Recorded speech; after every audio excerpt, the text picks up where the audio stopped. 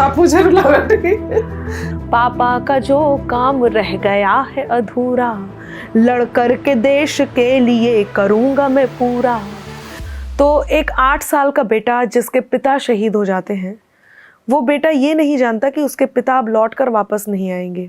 अपनी माँ से प्रश्न पूछता है। माँ मौन स्तब्ध आंगन में बैठी है। बेटा बार बार प्रश्न पूछता है। मुझे बहुत गर्व है इस बात का कि ये कविता अब मेरी नहीं रही।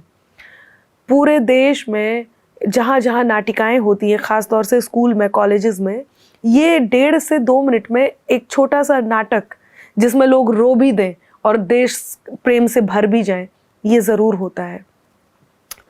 तो दृश्य आपके सामने है कि चारों तरफ उजाला पर अंधेरी रात थी, जब वो हुआ शहीद उन दिनों की बात थी। आंगन में बैठा बेटा माँ से पूछे बार बार, दीपावली पे क्यों ना आए पापा अब की बार, दीपावली पे क्यों ना आए पापा अब की बार। बेटा 2-3 दिन से अपनी माँ की स्थिति को देखता है। माँ को देखकर माँ से कहता है, माँ क्यों ना तूने आज भी बिंदिया लगाई है दोनों हाथ खाली न मेहंदी रचाई है, बिछुआ भी नहीं पाँव में बिखरे से बाल हैं, लगती थी कितनी प्यारी अब ये कैसे हाल है, कुमकुम के बिना सूना सा लगता है श्रृंगार, दीपावली पे क्यों ना आए पापा अब की बार। माँ और मौन हो जाती है, पत्थर हो जाती है।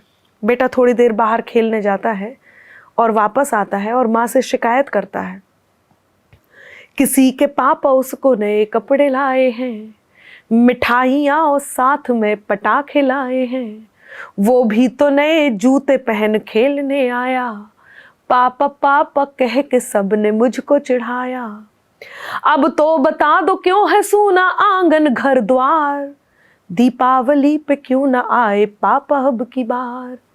बेटे को कोई उत्तर नहीं मिलता। वो माँ से खींच जाता है, रूठ जाता है, उनका ध्यान अपनी ओर आकर्षित करता है। बात सच है, आपने कहा अनगिनत बार पढ़ी है, मैंने अनगिनत बार लोगों को इस कविता पर रोते हुए देखा है।